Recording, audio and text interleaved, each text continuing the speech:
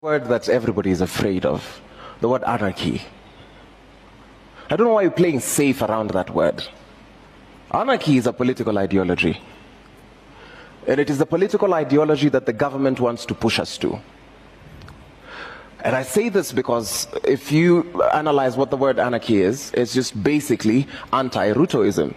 Because what the outgoing President Ruto is running is akin to what could be described as, and pardon my largesse, a kakistocratic tumbocracy. In the sense that the only way you can qualify for this government is if you're utterly corrupt, if you're utterly inept and uneducated, and if you have a name that has bedeviled this country for long. So sorry to break it to you, fellow comrades in the Catholic University of East Africa and all other school-going children, that you will never be in government because you're educated and you stand for something. Dimwits, all of you. That is what we are fighting. I need us to be alive to this reality because that informs our now and that will inform our what next. I used to be shy of this question, but Kenya is akin to, I would liken our beloved country to a beautiful woman in a narcissistic and abusive relationship. And asking that woman what next is after she bears her heart out to you and you tell her, wa, sauta do.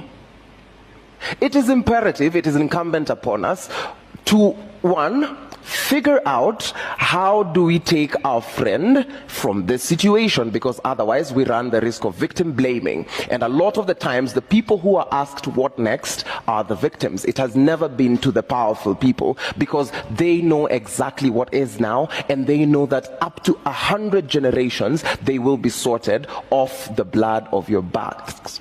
And they use your blood to sign political deals. That's all that's needed. Kitambo, it used to be signatures. Nowadays, the more lucrative thing in my analysis is the blood of young men. Not even for rituals or anything, because you guys are not that important. I need to remind you, when you're walking around, don't you dare think that you're a human being. You're nothing in this country as a young person. We despise you and we hate you, and that is why when there are police excesses and we go on the streets, we are told, tone down. Between you and a headless chicken, I see no difference. This is how we push back. It is in the remembrance of the cruelty that this regime has meted upon us.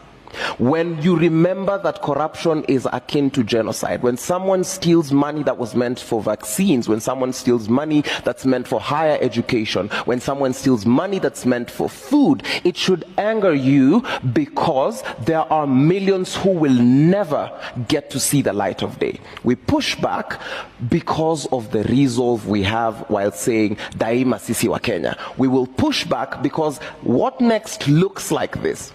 We will deal circumfoniously with this government. We will root it out. We will ensure that all these corrupt officials face the law. We will ensure that rogue policemen, and it has gotten to a point where we have to be very radical in our communication, in the sense that abnormal behavior during abnormal times is normal behavior.